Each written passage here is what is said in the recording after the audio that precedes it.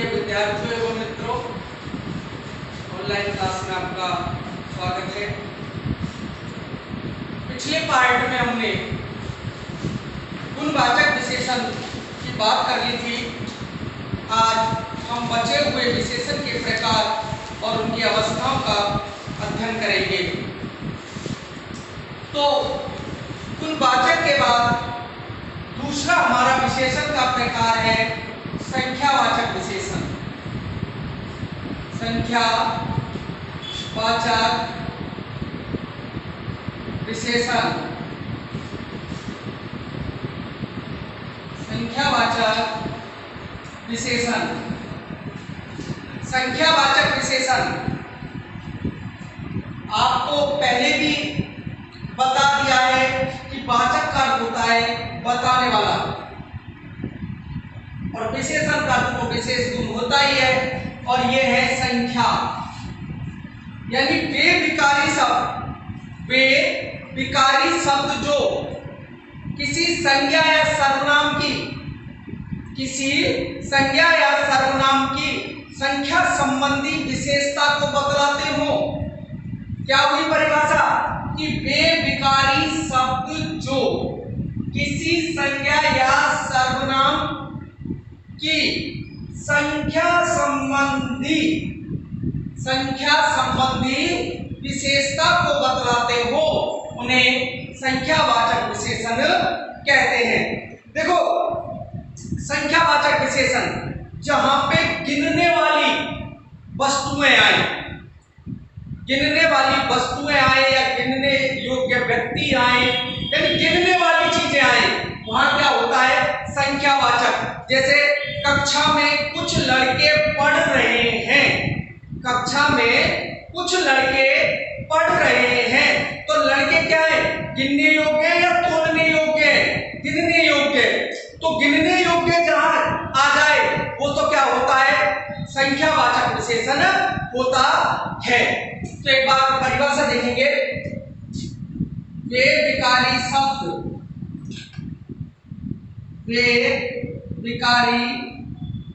शब्द जो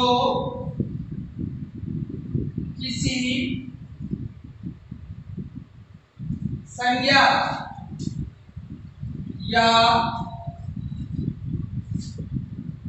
सर्वनाम की संख्या संबंधी विशेषता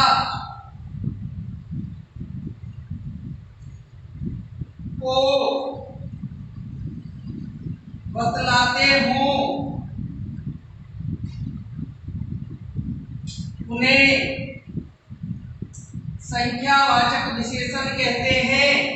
उन्हें संख्यावाचक विशेषण कहते हैं। कि वे विकारी शब्द जो किसी संज्ञा या सर्वनाम की संख्या संबंधी विशेषता को बतलाते हो, उन्हें संख्यावाचक विशेषण कहते हैं। जैसे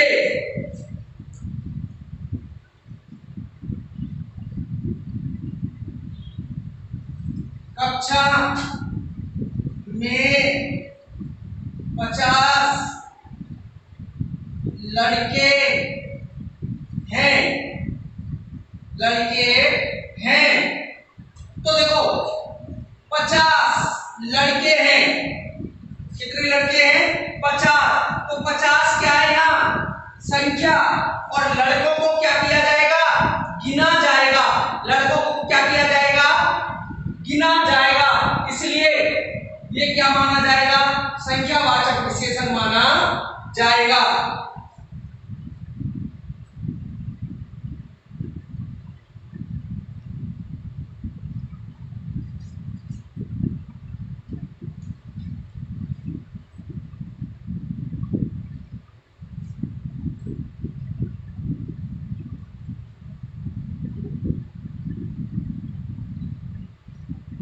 ठेले पर अनेक दर्जन संतरे रखे हैं।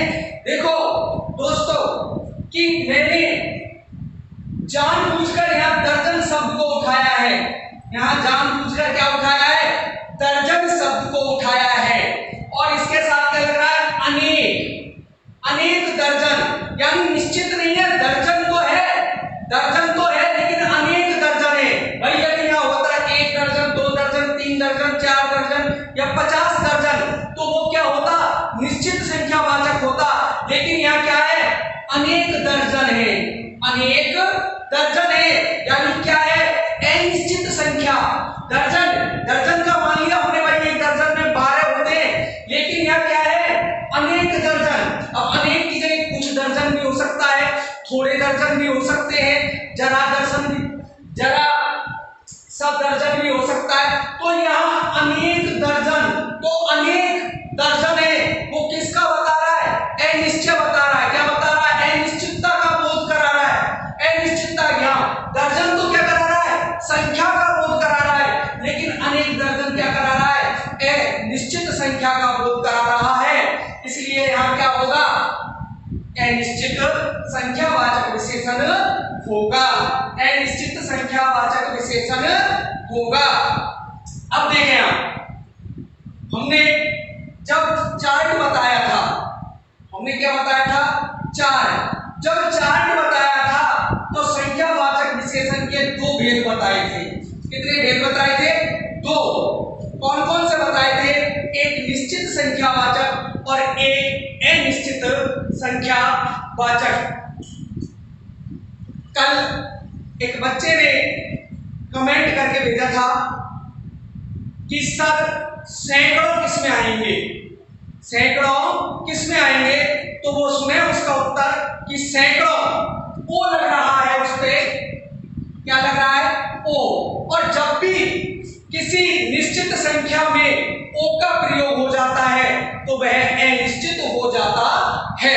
दोस्तों एक छोटी सी बात और सुने कि यदि यह तोल वाली वस्तुओं में ओ लगता है, तोल वाली वस्तुओं में ओ लगता है, तो वह क्या हो जाएगा, परिमाणवाचक हो जाएगा, अनिश्चित परिमाणवाचक। यदि गिनने योग्य वस्तुओं में ओ लगता है तो वह अनिश्चित संख्यावाचक हो जाएगा।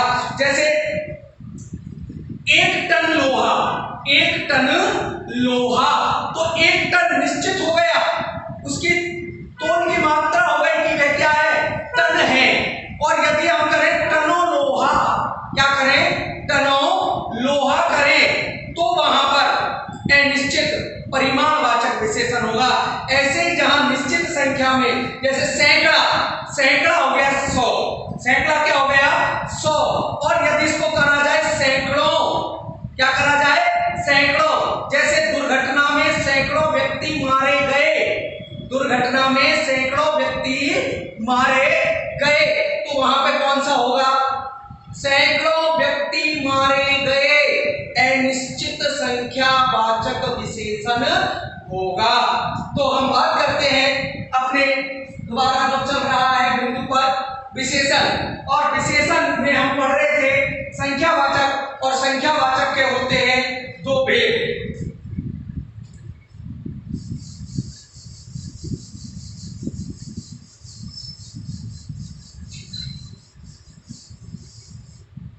एक होता है निश्चित संख्यावाचक विशेषण, निश्चित संख्यावाचक विशेषण, और एक होता है अनिश्चित संख्यावाचक विशेषण, अनिश्चित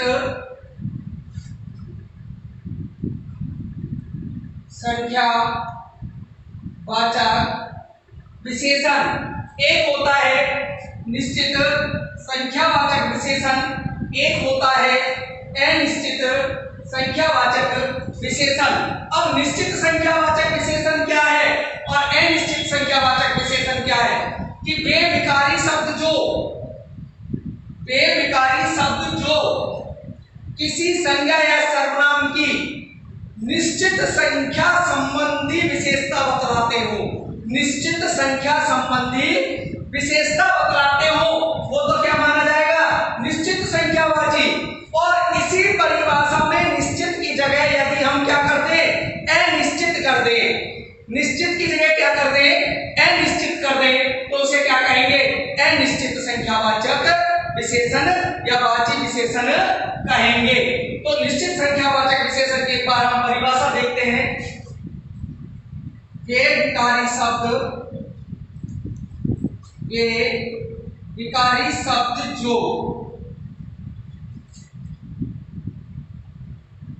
किसी संज्ञा या सर्वनाम की निश्चित संख्या संबंधी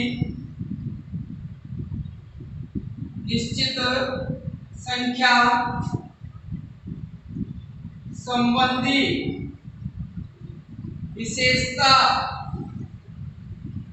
बताते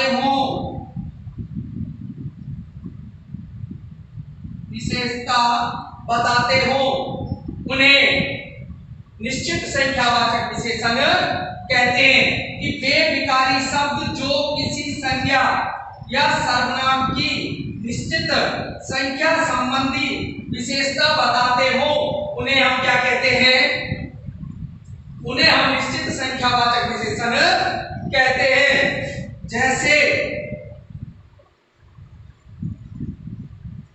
4 आतंकवादी मारे गए, 4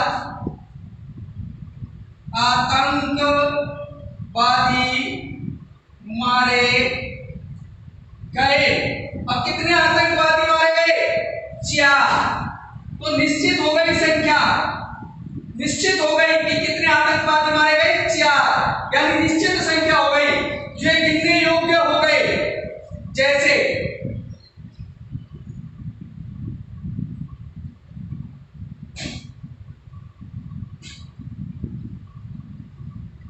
अभय विद्या मंदिर में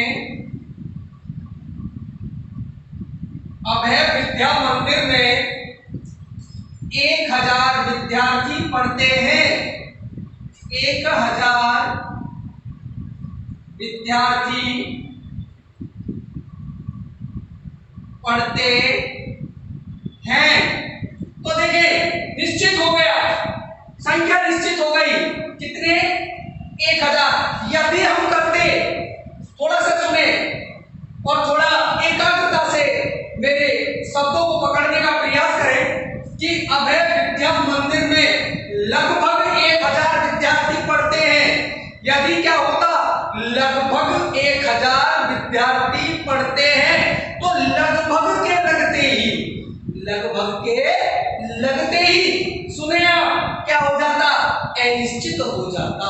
क्या हो जाता, अनिश्चित हो जाता। अब हम बात करेंगे अनिश्चित संख्यावाचक की। तो अनिश्चित संख्यावाचक क्या है, परिभाषा वही है, सिर्फ निश्चित के स्थान पे अनिश्चित लगा देना है। तो क्या होगी, वे विकारी शब्द जो किसी संज्ञा या सर्वनाम की अनिश्चित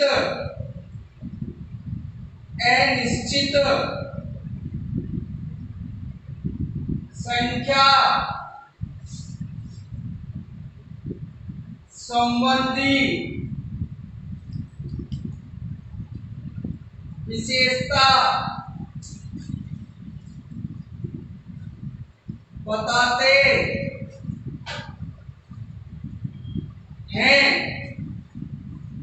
उन्हें अनिश्चित संख्यावाचक विशेषण कहते हैं। वे विकारी शब्द जो किसी संज्ञा या सर्वनाम की अनिश्चित संख्या संबंधी विशेषता बताते हैं, उन्हें क्या कहते हैं, अनिश्चित संख्यावाचक विशेषण कहते हैं। अनिश्चित संख्यावाचक विशेषण कहते हैं। जैसे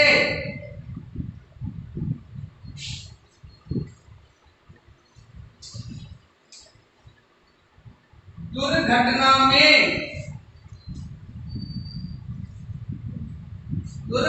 में 40-50 व्यक्ति मारे गए। क्या दुर्घटना में 40-50 व्यक्ति मर गए? इसको मारे की जगह कर लो आप मर गए, शब्द शुद्धि की दृष्टि से सही हो जाएगा। ये दुर्घटना में 40-50 व्यक्ति मर गए, तो 40 या 50। अब देखिए, यदि दोस्तों एक बात सुने, इसमें थोड़ा सा अंतर है।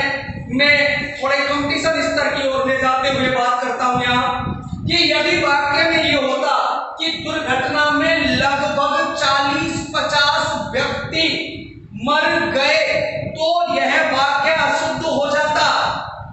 यह वाक्य क्या हो जाता? अशुद्ध हो जाता। क्यों हो जाता? क्योंकि लगभग भी आ रहा है और 40-50 भी आ रहा है। इस प्रकार का यदि वाक्य कोई होता है या बनता है तो उसमें अधिपदत्व दोष माना जाता है। कौन सा दोष माना जाता है? अधिपदत्व दोष माना जाता है। तो या तो लगभग का प्रयोग या अनिश्चित संख्या का प्रयोग में से हम एक का ही प्रयोग करते हैं। अगला उदाहरण देखिए,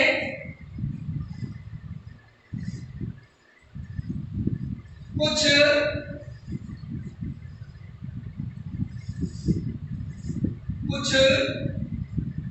लड़के ही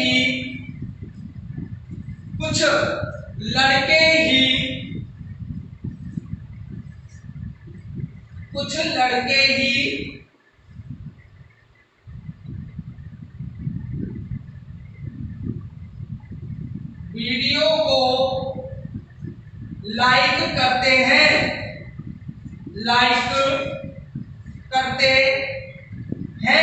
कुछ लड़के ही, तो क्या आ रहा है? लड़के। और जो भी कुछ, अब देखो कुछ लड़के, यदि यहां होता कुछ दूध, कुछ पानी, कुछ मिठाई, तो क्या हो जाता? परिमाणवाचक विशेषण हो जाता। लेकिन यहां सुनो, क्या आ रहा है? लड़के आ रहा है, और लड़के माप तोल के अंतर्गत नहीं आते। किसके अंतर्गत आते हैं? गिनने वाली वस्तु के अंतर्गत आते हैं। तो यह कौन सा माना जाएगा? अनिश्चित संख्यावाचक विशेषण माना जाएगा। तो ये जो उदाहरण लिखा है मेरे मित्रों, दोस्तों, विद्यार्थियों, ये लिखा तो मैंने वैसे ही है, लेकिन इस लाइन को आप पढ़ते ही वीडियो को लाइक, शेयर और सब्सक्राइब जरूर किया करें।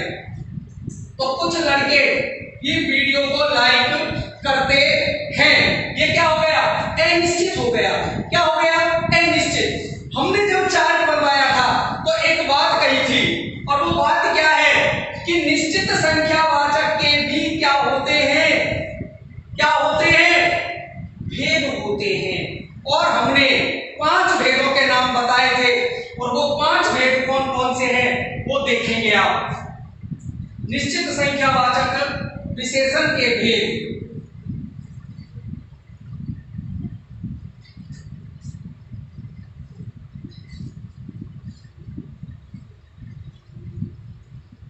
निश्चित संख्यावाचक विशेषण के भेद। तो देखिए, पहला था गणनावाचक।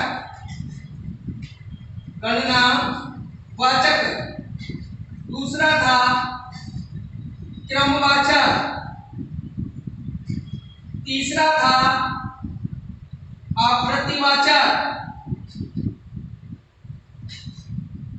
चौथा था समुदायवाचक। और 5वां था भिन्नतावाचक। और भिन्नतावाचक को ही विभागवाचक भी कह देते हैं। तो गणनावाचक, देखो गणनावाचक, गणना यानी गिनती। 1 2 3 4 5 6 क्या जाएंगे इसमें? 1 2 3 4 5 20 30 100, यानी इसमें क्या आएंगी गिनती, इसमें क्या आएंगी गिनती यानी गणना। इसमें आएगा क्रम। क्रम क्या होता है? पहला दूसरा तीसरा चौथा पांचवा। तो क्रम पहला दूसरा तीसरा चौथा पांचवा, ऐसे क्रम आएगा। आवृत्ति में जो आएंगे वो आएगा दुगुना, तिगुना, 5 गुना, 10 गुना, 2 गुना, तिगुना, 5 गुना, 10 गुना, 2 गुना, तिगुना, 5 गुना, 10 गुना।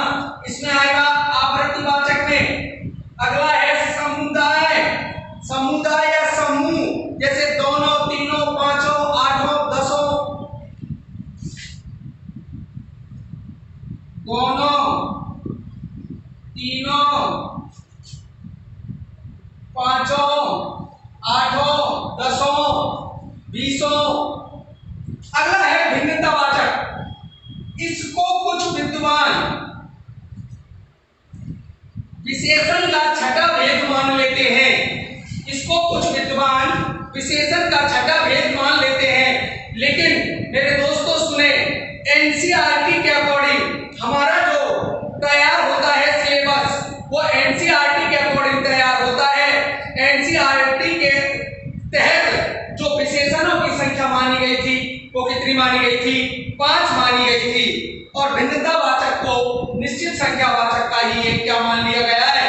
भेद मान लिया गया है। तो इसके अंतर्गत आते हैं जैसे प्रत्येक, हरेक, प्रतिवर्ष,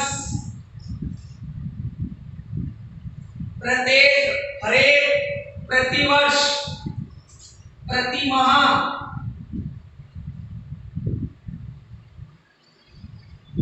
जैसे इस कक्षा का हरेक विद्यार्थी सफल होगा, इस कक्षा का प्रत्येक विद्यार्थी सफल होगा।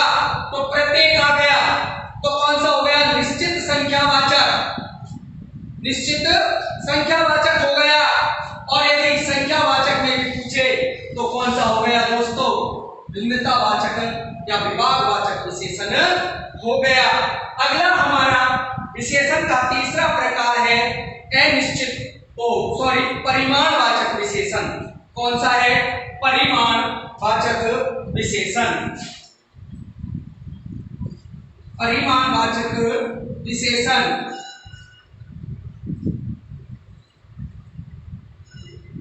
परिमाणवाचक विशेषण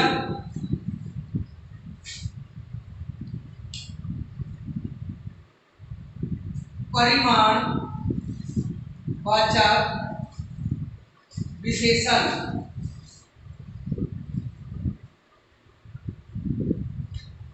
परिमाण शब्द पर हमने पिछले पाठ में चर्चा कर ली थी कि परिमाण का अर्थ मापतोल होता है।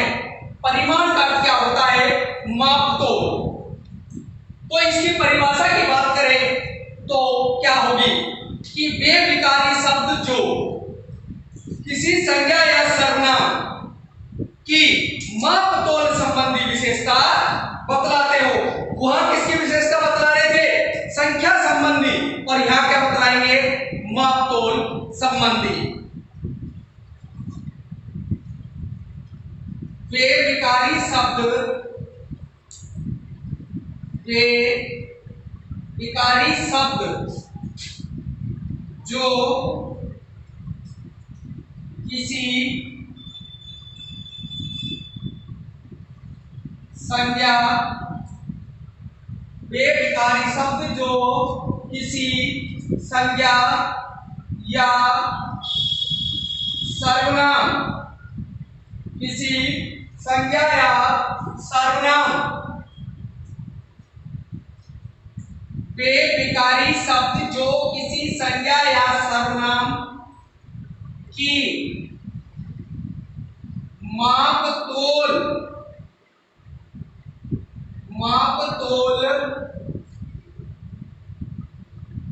संबंधी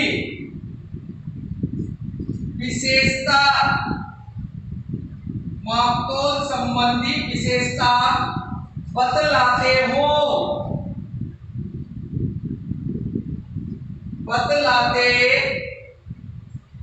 मापतोल संबंधी विशेषता बतलाते हो उन्हें क्या कहते हैं?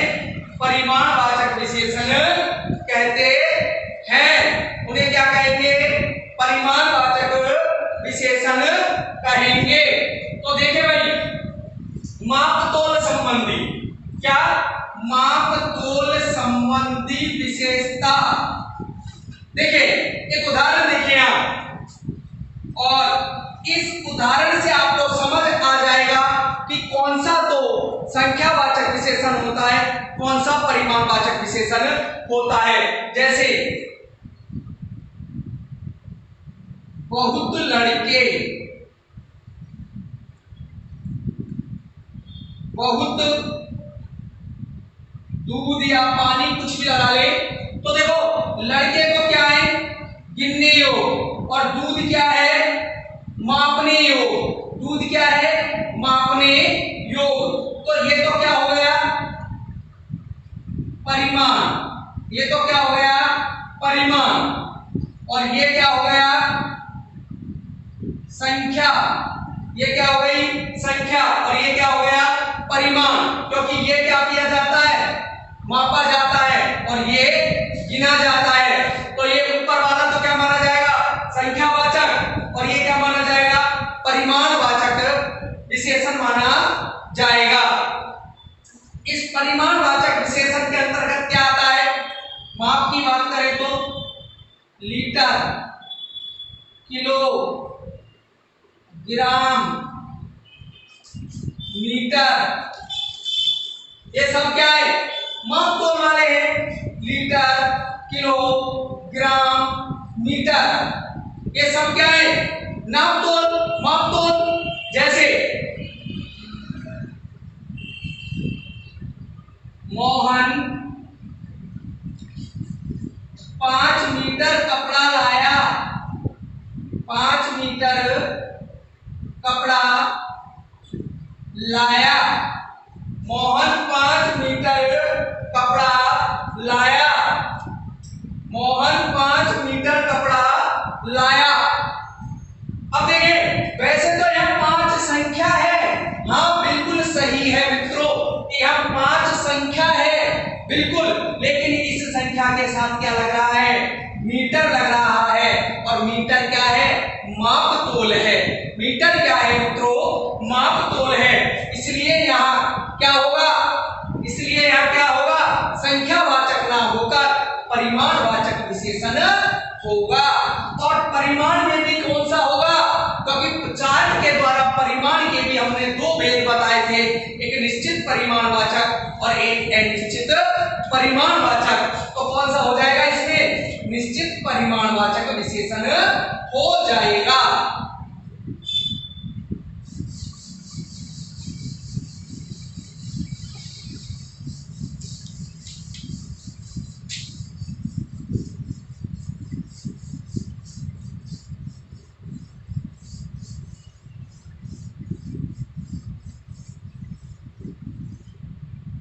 परिमाणवाचक विशेषण के 2 भेद होते हैं। वो कौन कौन से हैं? एक निश्चित और एक अनिश्चित। निश्चित परिमाणवाचक विशेषण, निश्चित परिमाणवाचक विशेषण और अनिश्चित परिमाणवाचक विशेषण। अनिश्चित परिमाणवाचक विशेषण, निश्चित परिमाणवाचक विशेषण और मित्रों अनिश्चित परिमाणवाचक विशेषण। यदि हम इनकी परिभाषा की बात करें तो क्या होगी? वे विकारी शब्द, ये विकारी शब्द जो किसी संज्ञा या सर्वनाम की निश्चित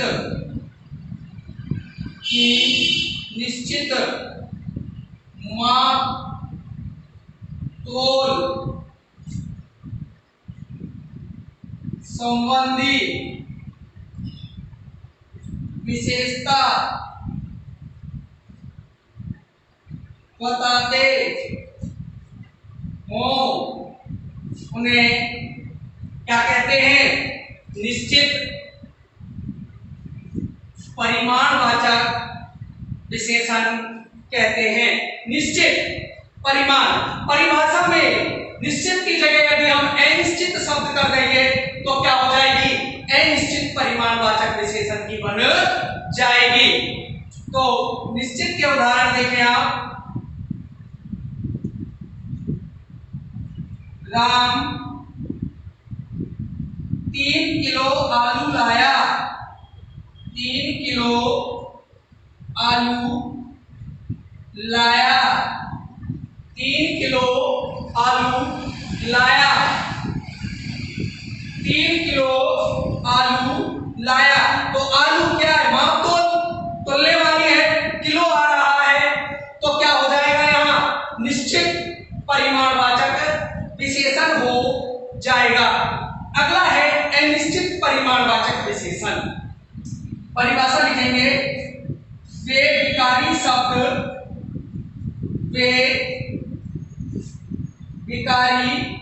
शब्द जो किसी संज्ञा या सर्वनाम की अनिश्चित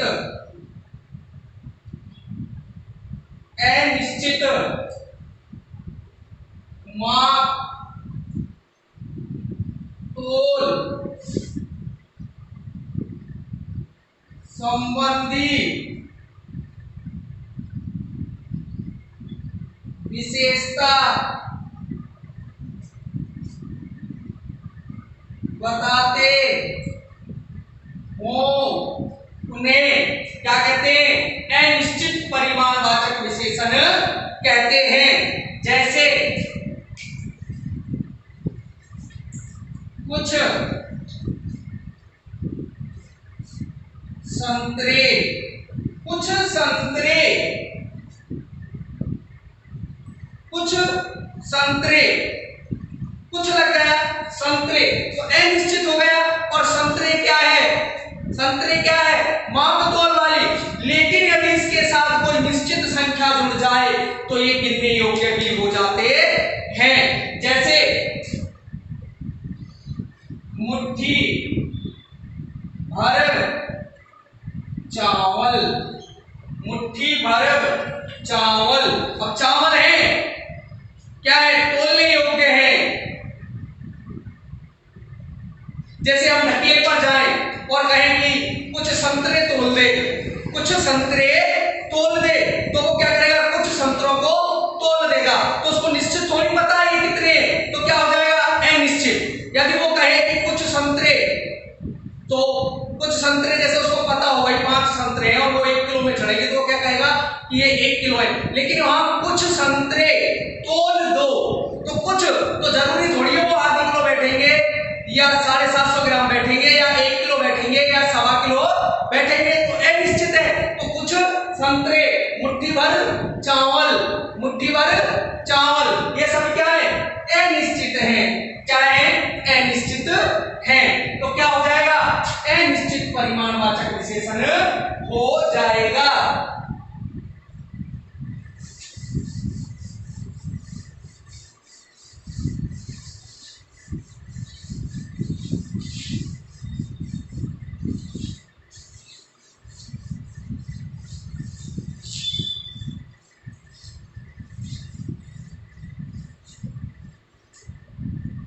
अगला है संकेत या सार्वनामिक विशेषण। संकेत या सार्वनामिक विशेषण।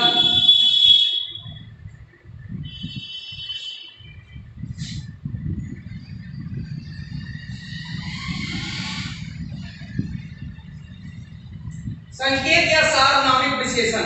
देखो मित्रों, सबसे पहली बात तो एक बात यह समझे कि यहाँ संकेत भी आ रहा है और सर्वनाम भी आ रहा है, तो एक कारण क्या है, संकेत को ही सार्वनामिक विशेषण क्यों कहते हैं, इसके पीछे क्या लॉजिक है वो सुने आप। इसके पीछे दोस्तों कोई ज्यादा बड़ी बात या रहस्य की बात नहीं है, सिर्फ शब्द में ही हमें पता चल रहा है।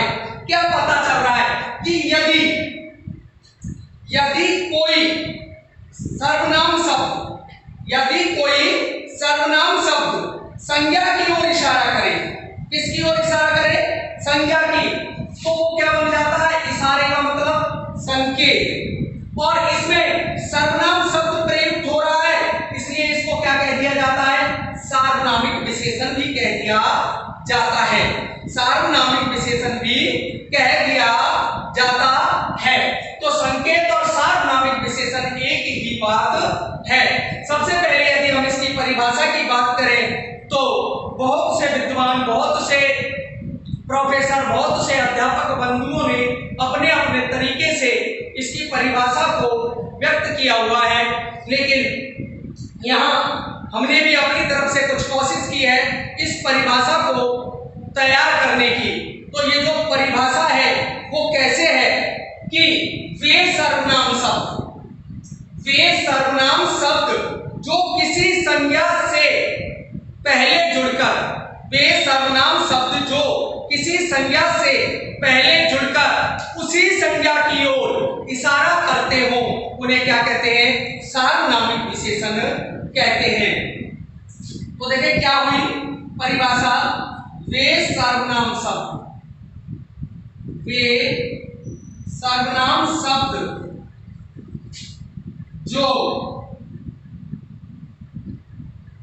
किसी संज्ञा से पहले जुड़कर, किसी संज्ञा से पहले जुड़कर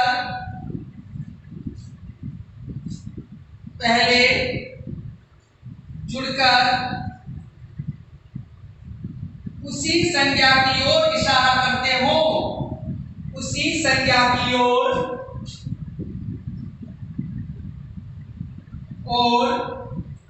इशारा करते हो या उसी संज्ञा की विशेषता प्रकट करते हो, की ओर इशारा या विशेषता,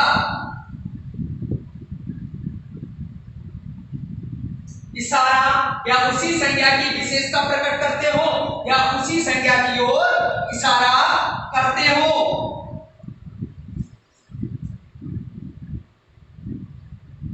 इशारा या विशेषता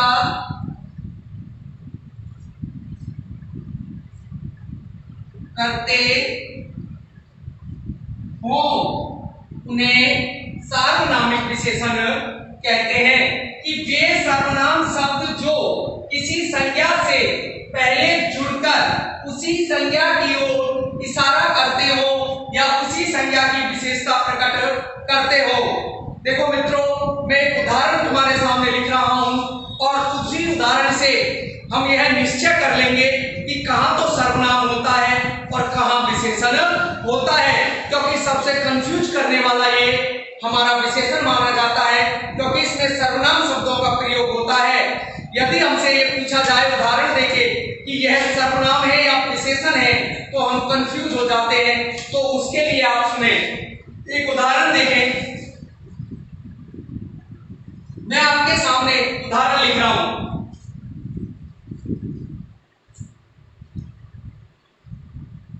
यह पुस्तक मेरी है, और दूसरा उदाहरण है, यह मेरी पुस्तक है। विद्यार्थियों थोड़ा एकाग्रता से आप इन लाइनों को देखोगे कि यह पुस्तक मेरी है और यह मेरी पुस्तक है। कोई अंतर दिख रहा है क्या आपको? वाक्य के भावार्थ में कोई अंतर नहीं है, वाक्य के भावार्थ में कोई अंतर नहीं है। और जो ये मैंने उदाहरण लिखे हैं इसमें से एक तो विशेषण का उदाहरण है और एक सर्वनाम का उदाहरण है। यह पुस्तक मेरी है और यह मेरी पुस्तक है। तो आप सुने मित्रों, कोई ज्यादा लंबा रहस्य नहीं है, सिर्फ आज से पहले पढ़ने की बात थी कि जो यह समझ नहीं आया कि संकेतवाचक विशेषण क्या होता है और सर्वनाम क्या होता है। तो सुने, आप अपनी डेफिनेशन पे आए, परिभाषा पर आए। परिभाषा क्या कहती है, इसीलिए इस परिभाषा को इस तरह तैयार किया गया है कि किसी संज्ञा से पहले वे सर्वनाम शब्द, यानी कोई भी सर्वनाम शब्द हो सकता है, और वो किससे पहले आए? संज्ञा से पहले आए। तो पहले वाले उदाहरण में देखिए आप, यह क्या है? सर्वनाम शब्द है। यह क्या है? सर्वनाम शब्द। और पुस्तक क्या है? संज्ञा शब्द। यह क्या है? सर्वनाम शब्द। और पुस्तक क्या है? संज्ञा शब्द। तो यह जो शब्द है यह सर्वनाम है। किससे पहले आ रहा है? ठीक पहले किससे आ रहा है? संज्ञा से पहले आ रहा है। क्या आ रहा है? संज्ञा से पहले आ रहा है। तो इस स्थिति में तो ये क्या माना जाएगा? इस स्थिति में क्या माना जाएगा? ये विशेषण माना जाएगा, क्योंकि यह जो यहाँ सर्वनाम है वो विशेषण का कार्य कर रहा है। और यह मेरी पुस्तक है। देखो मित्रों, यदि सर्वनाम शब्द और किसी संज्ञा शब्द कि सर्वनाम शब्द और संज्ञा शब्द में, संज्ञा ये सर्वनाम शब्द और पुस्तक क्या है? पुस्तक क्या है? संज्ञा है। यदि संज्ञा की बात करें तो संकेतार्थक संज्ञा है ये, लेकिन हमको कोई मतलब नहीं है, सिर्फ इतना याद रखना है ये सर्वनाम शब्द है और ये क्या है? संज्ञा शब्द है। ये सर्वनाम शब्द और ये संज्ञा शब्द है। यदि इन दोनों के बीच में कोई भी कारक चिन्ह का प्रयोग हो जाए, क्या हो जाए? कारक चिन्ह का प्रयोग हो जाए। क्या हो जाए? किसी भी कारक चिन्ह का प्रयोग हो जाता है तो यह क्या माना जाएगा? सर्वनाम माना जाएगा। मित्रों, यदि यह आपको मेरी बात समझ आ गई हो तो प्रत्येक विद्यार्थी अपने मोबाइल से 10-10 शेयर कर देना। प्रत्येक विद्यार्थी अपने मोबाइल से 10-10 शेयर कर देना। जो बात आपको इतने समय के बाद समझ आई है उसी के नाम पे आप शेयर कर देना। कि दोबारा से देखें एक बार कि यह क्या है? सर्वनाम शब्द और यह क्या है? संज्ञा शब्द। यह क्या है? सर्वनाम शब्द। यह क्या है? संज्ञा शब्द। यदि संज्ञा शब्द से ठीक पहले कोई सर्वनाम शब्द आए तो वह क्या माना जाता है? विशेषण माना जाता है। और यदि सर्वनाम शब्द और संज्ञा शब्द के बीच में कोई भी कारक चिन्ह का प्रयोग होता है तो मित्रों वो सर्वनाम माना जाता है। अब आप देखेंगे कि इस संकेत या सार्वनामिक विशेषण के 4 भेद होते हैं। कितने भेद होते हैं? 4 भेद होते हैं।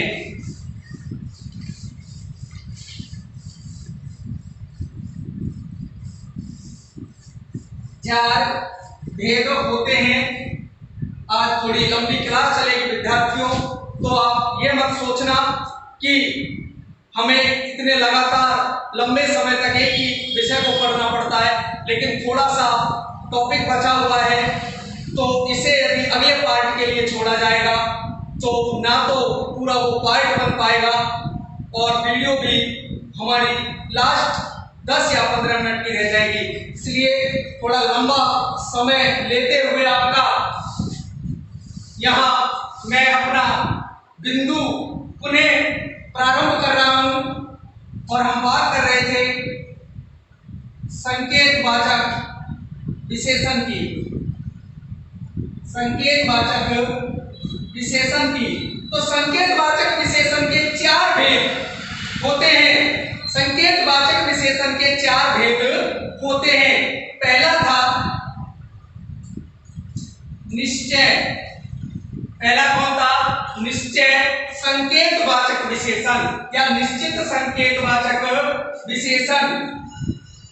निश्चय संकेतवाचक विशेषण। निश्चय संकेतवाचक विशेषण।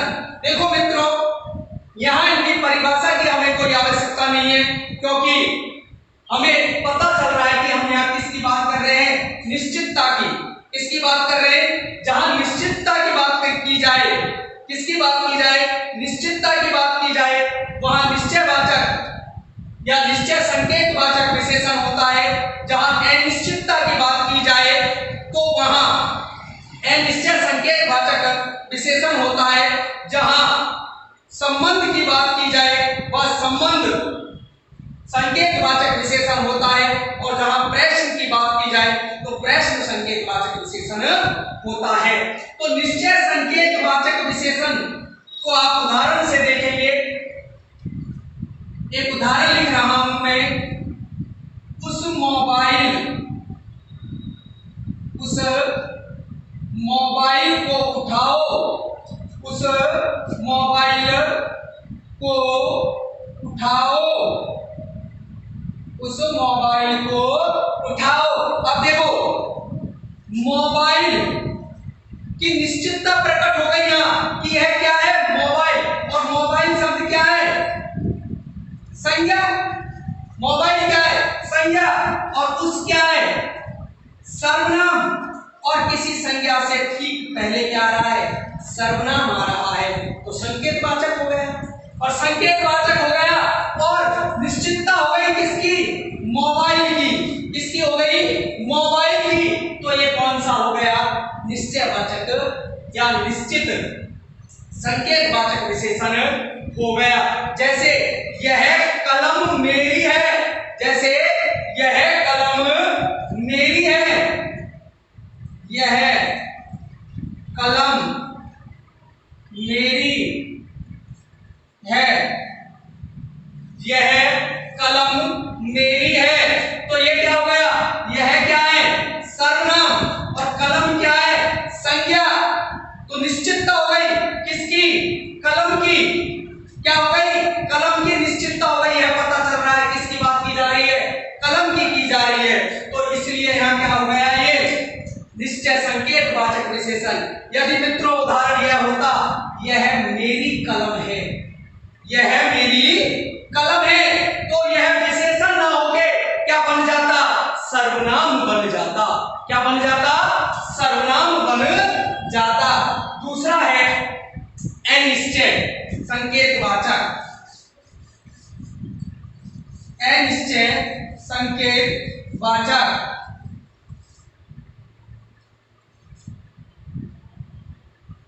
अनिश्चय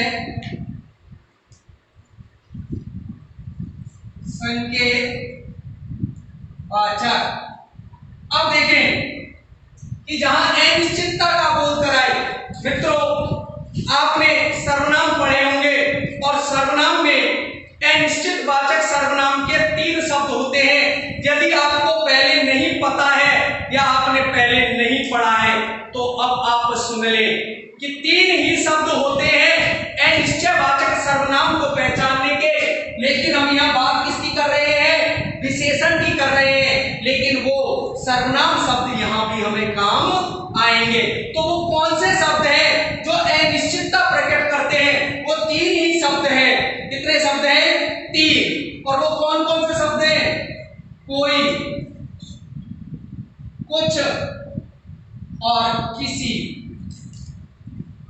कोई, कुछ, किसी। यदि इन 3 शब्दों का वाक्य में प्रयोग हो जाए, वाक्य में प्रयोग हो जाए, तो वो क्या माना जाएगा? अनिश्चय संकेत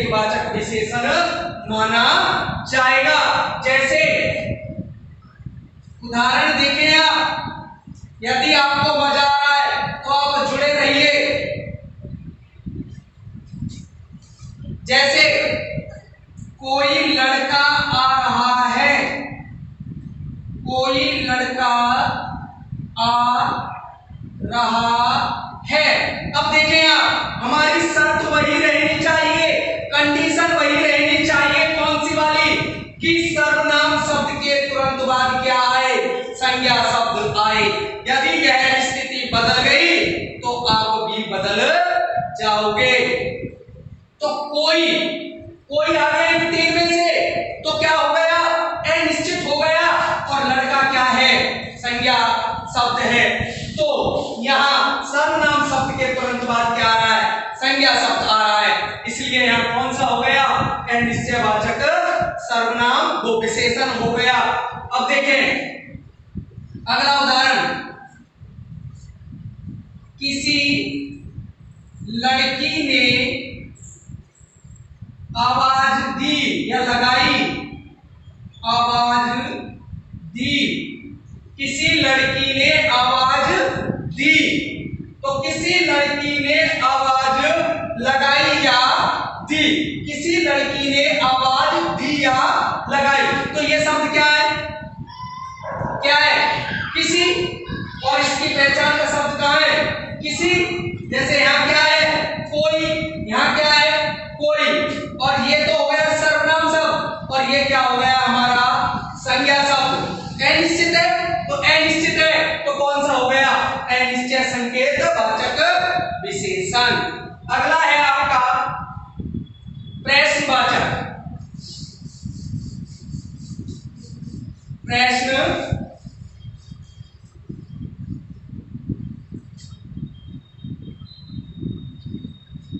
प्रश्न संकेत वाचक विशेषण।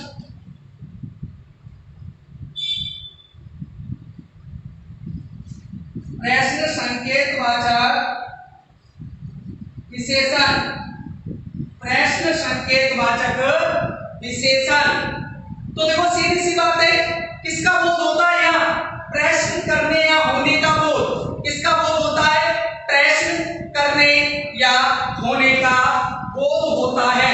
जिस प्रकार अनिश्चयवाचक के हमने 3 शब्द बताए थे, ऐसे ही इसके शब्द बता रहा हूं। कौन, क्या, किस। कौन, क्या, किस। और किस में आप कोई भी कारक चिन्ह जोड़ सकते हैं, जैसे किसने, किसको, किसके लिए, किसके द्वारा, किसका, किसकी, किसके। तो किसमें आप कोई भी कारक चिन्ह जोड़ दोगे, किसने, किसको, किससे, किसके लिए, किसके द्वारा, किसका, किसकी, किसके। तो 3 शब्द होते हैं। कौन कौन से? कौन, क्या, किस। तो आप देखेंगे उदाहरण, कौन लड़का आ रहा है। कौन लड़का आ रहा है। तो यहां कौन है? सर्वनाम शब्द। लड़का क्या है? संज्ञा शब्द। हमारे पहचान में है क्या? कौन आ रहा है ना? कौन आ रहा है। और जब कौन आ रहा है तो ये कौन सा हो गया? प्रश्न संकेत वाचक विशेषण। प्रश्न संकेत वाचक विशेषण। अगला उदाहरण देखें, किस पुस्तक को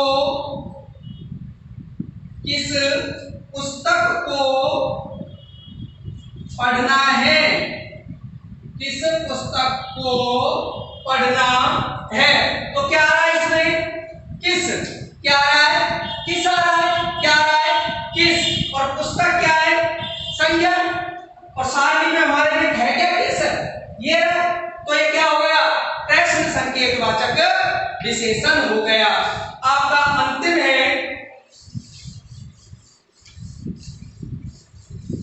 संबंध संकेत वाचक विशेषण। संबंध संकेत वाचक विशेषण, संबंध संकेतवाचक विशेषण। सीधी सी बात है, जहां क्या दर्शाया जाता हो, संबंध दर्शाया जाता हो, वहां क्या होता है, संबंधवाचक। इसके भी पहचान के शब्द हैं, जैसे जो, जिस, जिन, जैसा, जो, जिन, जिस, जैसा आदि शब्द है। तो ये क्या है, इसकी पहचान के शब्द है, संबंध संकेतवाचक विशेषण के। तो देखें उदाहरण, जो घड़ी मैंने कल खरीदी थी, जो घड़ी मैंने कल खरीदी थी, जो घड़ी मैंने कल खरीदी थी, वह खो गई, वह खो गई। जो घड़ी मैंने कल खरीदी थी वह खो गई। तो जो क्या है यहाँ, सर्वनाम शब्द, और घड़ी क्या है, संज्ञा शब्द। और किसका आ रहा है ये, जो, क्या आ रहा है, जो आ रहा है। तो ये कौन सा हो गया, संबंधवाचक। कौन सा हो गया, संबंधवाचक। अगला उदाहरण देखें, जो लड़का कल आएगा, जो लड़का कल आएगा, उसे पहचान लो, उसे पहचान लो। जो लड़का कल आएगा उसे पहचान लो, जो लड़का कल आएगा उसे पहचान लो। तो जो क्या है यहाँ, हमारा शब्द है पहचान, और लड़का क्या है, संज्ञा शब्द। लड़का क्या है, संज्ञा शब्द। तो ये क्या हो गया, क्या हो गया आपका, क्या हो गया, संबंध संकेतवाचक विशेषण। आपका अंतिम विशेषण रह गया व्यक्तिवाचक विशेषण। व्यक्तिवाचक विशेषण,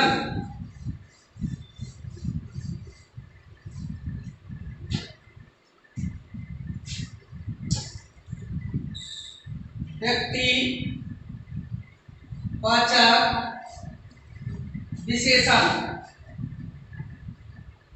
व्यक्तिवाचक विशेषण, व्यक्तिवाचक विशेषण। तो देखें व्यक्तिवाचक विशेषण क्या है, कि वे विशेषण शब्द जो व्यक्तिवाचक संज्ञाओं से मिलकर बने हों, वे विशेषण शब्द जो, या वे विकारी शब्द जो किससे मिलकर बने हों, व्यक्तिवाचक संज्ञा से मिलकर बने हों, वो क्या माने जाते हैं, व्यक्तिवाचक विशेषण माने जाते हैं। वे विकारी शब्द जो,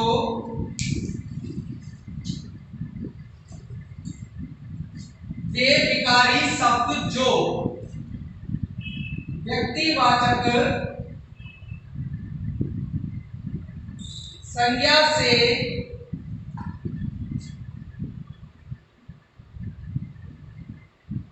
मिलकर बने हों,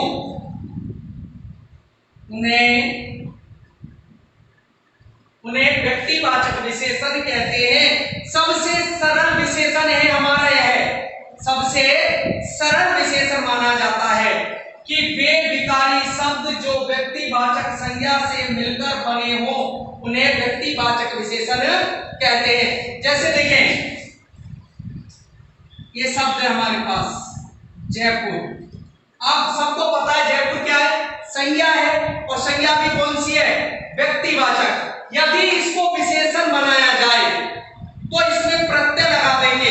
क्या लगा देंगे, प्रत्यय लगा देंगे।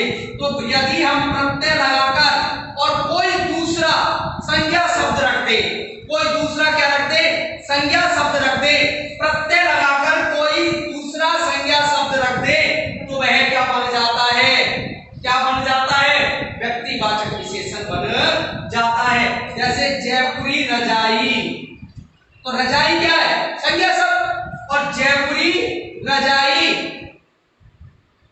जैसे जोधपुर है, क्या है? जोधपुर। और जोधपुर में हम क्या लगा दें? प्रत्यय। क्या लगा दें? प्रत्यय। और उसके पीछे फिर हम कोई क्या लगा दें? क्या लगा दें? संज्ञा शब्द लगा दें। जैसे जोधपुरी जूती, जोधपुरी जूती। तो यहां क्या हो गया? जूती की विशेषता हो गई, क्या हो गई? जोधपुरी। तो इसमें क्या होता है? इसमें क्या होता है? एक पद विशेषण तो एक पद विशेष से हो जाता है। क्या स्थिति बन जाती है? एक पद विशेषण और एक पद विशेष से की बन जाती है। और इसका बनाने का तरीका क्या है? संज्ञा शब्द प्लस प्रत्यय का प्रयोग प्लस कोई भी आप संज्ञा शब्द रख ले, कोई भी संज्ञा शब्द। जैसे लखनवी, लखनवी आम, लखनवी आम, लखनवी आम। तो क्या हो गया? लखनवी आम। कश्मीरी सेब, तो कश्मीर क्या है? संज्ञा। प्रत्यय लगा दिया तो बन गया कश्मीरी। और उसके बाद कोई संज्ञा शब्द रख ले। सेब क्या है? संज्ञा है, तो क्या बन गया? कश्मीरी सेब। तो इस प्रकार आपका बनता है व्यक्तिवाचक विशेषण। अब आपकी अंतिम दौर चल रहा है विशेषण का, और अंतिम दौर में आपको 10 मिनट और मित्रों मेरा साथ देना है, और वो है विशेषण की अवस्थाएं। विशेषण की अवस्थाएं। आज आपकी थोड़ी लंबी क्लास ज्यादा हो गई है, उसके लिए मैं आपका बहुत बहुत आभार व्यक्त कर रहा हूं कि आप बिना हताश होते हुए और मेरी बात को समझने का प्रयास कर रहे हैं। तो अंतिम विशेषण का अंतिम दौर, और वो है अवस्थाएं। अवस्थाएं किसकी? विशेषण की। विशेषण की अवस्थाएं। आपने अंग्रेजी में डिग्री पढ़ी होंगी, आपने अंग्रेजी में डिग्री पढ़ी होंगी, और डिग्री को ही हिंदी में अवस्था कहते हैं। जिस प्रकार अंग्रेजी में पॉजिटिव, कंपैरेटिव और सुपरलेटिव डिग्री होती है, 3 डिग्री होती है, पॉजिटिव, कंपैरेटिव और सुपरलेटिव। उसी प्रकार हिंदी में भी 3 अवस्थाएं होती हैं। हिंदी में भी कितनी अवस्थाएं होती हैं? 3। पहली है मूलावस्था, दूसरी है उत्तरावस्था या उत्तर अवस्था, और तीसरी है उत्तमावस्था या उत्तम अवस्था। पहली है मूल अवस्था, दूसरी है उत्तर अवस्था, तीसरी है उत्तम अवस्था। उत्तम अवस्था। तो मूल अवस्था, उत्तर अवस्था, उत्तम अवस्था। जिस प्रकार अंग्रेजी में हम प्रयोग करते हैं, जैसे ब्यूटीफुल का, तो क्या लिखते हैं? ब्यूटीफुल, मोर ब्यूटीफुल और मोस्ट ब्यूटीफुल। ऐसे यहां क्या लिखेंगे? ऐसे यहां क्या लिखेंगे? सुंदर, अधिक सुंदर। और यहां क्या हो जाएगा? अत्यधिक सुंदर, अत्यधिक सुंदर। क्या हुआ? सुंदर, अधिक सुंदर और अत्यधिक सुंदर। तो सबसे पहले हम बात करते हैं मूल अवस्था की। सबसे पहले हम बात करेंगे मूल अवस्था की। तो मूल अवस्था क्या है? मूल अवस्था क्या है?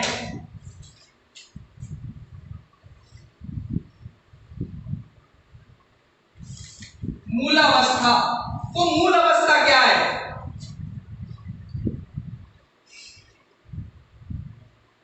जब किसी संज्ञा या सर्वनाम की, जब किसी संज्ञा या सर्वनाम की, जब किसी संज्ञा या सर्वनाम की अन्य किसी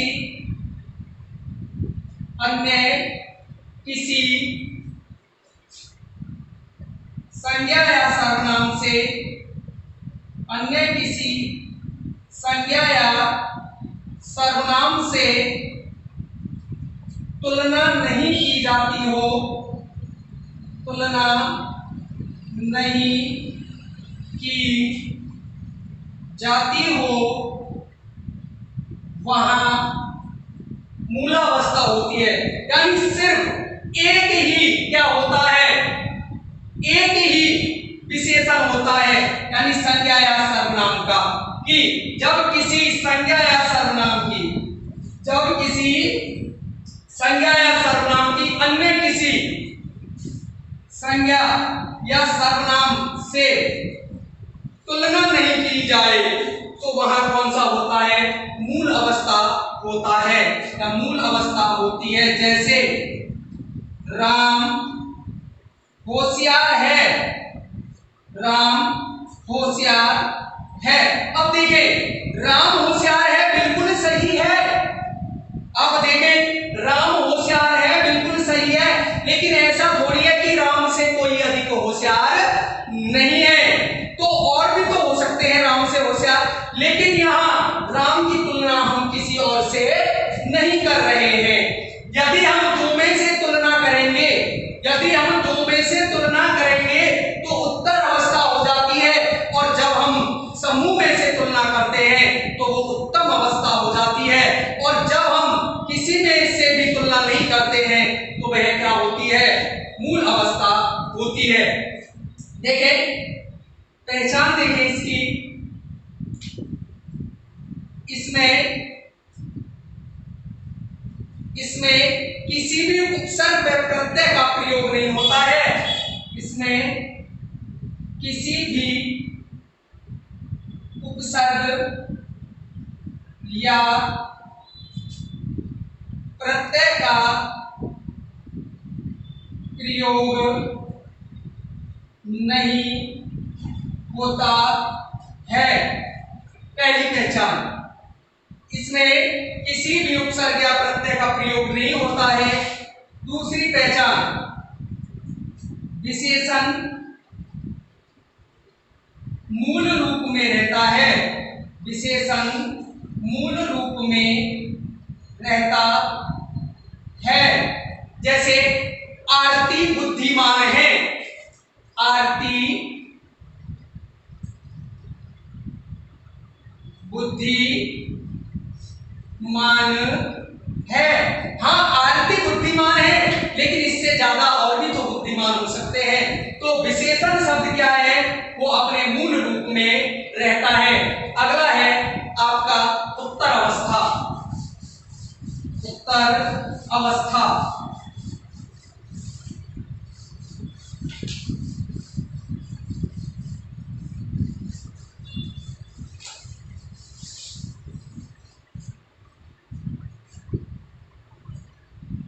उत्तरावस्था,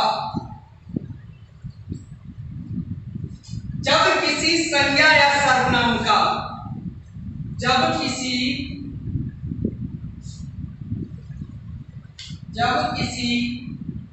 संज्ञा या सर्वनाम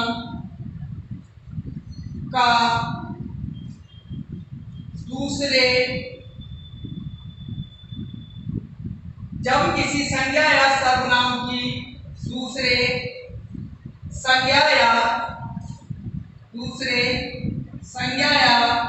सर्वनाम से तुलना की जाए, वहां उत्तर अवस्था होती है। यानी दो संज्ञा सर्वनाम आएंगे, यहाँ दोनों के बीच में क्या होगी, तुलना होगी। कितनों के बीच में, दो के बीच तुलना, दो के बीच तुलना, कितनों के बीच में तुलना होगी? दो के बीच में तुलना होगी। जैसे मोहन सोहन से होशियार है, मोहन सोहन से होशियार है। तो मोहन और सोहन के बीच में क्या हो गई? तुलना हो गई। दो के बीच में तुलना हो गई। जब दो के बीच में तुलना होती है तो वहां पे कौन सी अवस्था होती है? उत्तरावस्था होती है। इसमें पहचान में देखें, पहचान में या तो से का प्रयोग होगा, से का प्रयोग या तर प्रत्यय का प्रयोग होगा, या तर प्रत्यय का प्रयोग, तर प्रत्यय का प्रयोग होगा। या तो से का प्रयोग होगा या तर प्रत्यय का प्रयोग होगा। अगली है आपकी उत्तम अवस्था। अगली है आपकी उत्तम अवस्था। अगली है आपकी उत्तम अवस्था।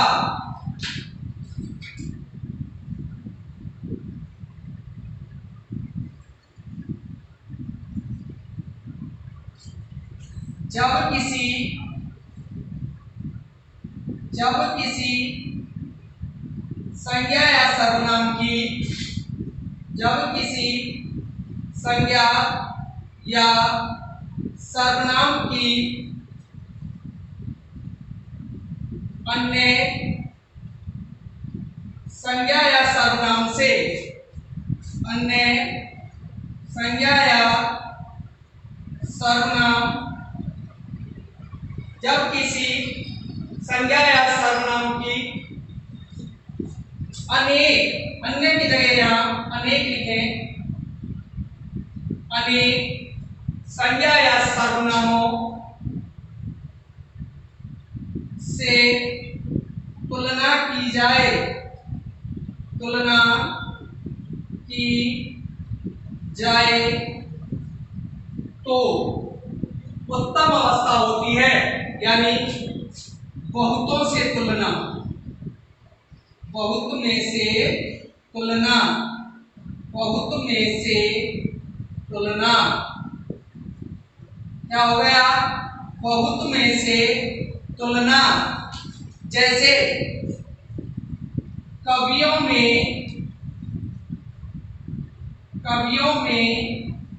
कालिदास श्रेष्ठ है, कवियों में कालिदास श्रेष्ठ है।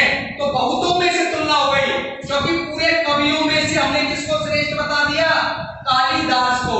जैसे कक्षा में राम होशियार है, राम होशियार है एक अलग चीज है, और भाव को समझिए पंक्ति के को कि कक्षा में राम होशियार है, पूरी कक्षा में से राम होशियार है। इसमें सबसे